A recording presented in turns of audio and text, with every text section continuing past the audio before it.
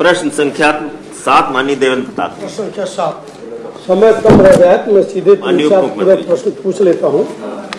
मेरे हाथ में उनको तैयार तो हो जाने दीजिए। तैयार है हमारे उनके में, ठीक है, कोई बात नहीं है।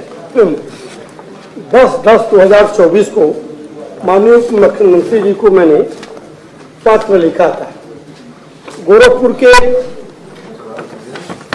डॉक्टर, निजी अस्पताल चलाने वाले डॉक्टर अनुज सरकारी और उनकी पत्नी मेधावी सरकारी, जो बीआरडी कॉलेज में एचओडी हैं, इन लोगों ने हैवानियत की सारी सीमाएं पार कर एक मरीज के पति को बेरहमी से पीटकर मरा हुआ अधमरा कर दिया।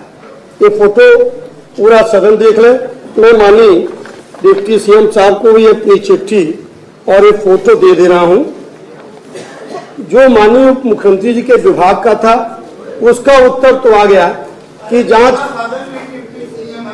हाँ विषय उनका है तो दोनों को देता हूं। मेरे दोनों आदरणीय है, दोनों का सम्मान है।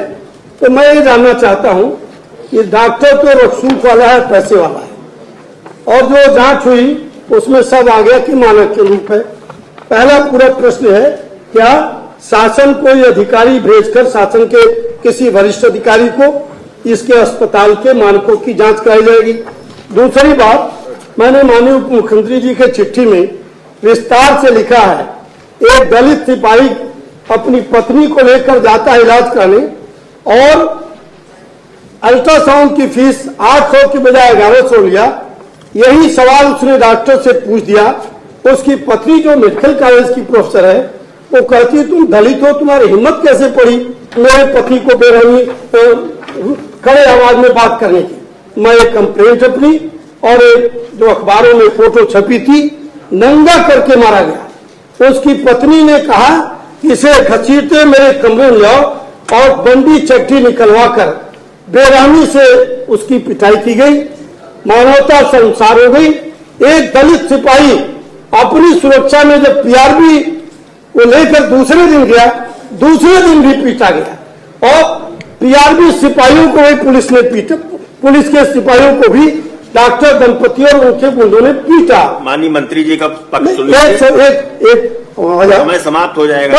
एक सेकंड, मैं ये जानना चाहता हूं कि डॉक्टर सरकारी की पत्नी अपने पति का अस्पताल चलाती है, उनके खिलाफ क्या कार्रवाई की जाएगी, कब की जाएगी, और पीड़ित दलित सिपाही की एफआईआर सुसंगत धाराओं में कब दर्ज की जाएगी? माननीय उप मुख्यमंत्री। माननीय सभापति महोदय, माननीय सदस्य वरिष्ठ है, हमारे मित्र, इनकी पत्र हमको मिला था 22/10 को, तो हमने जांच कराया है और जांच रिपोर्ट जो आई है उसमें मैं जांच रिपोर्ट आपको कहिए तो पढ़ दूं।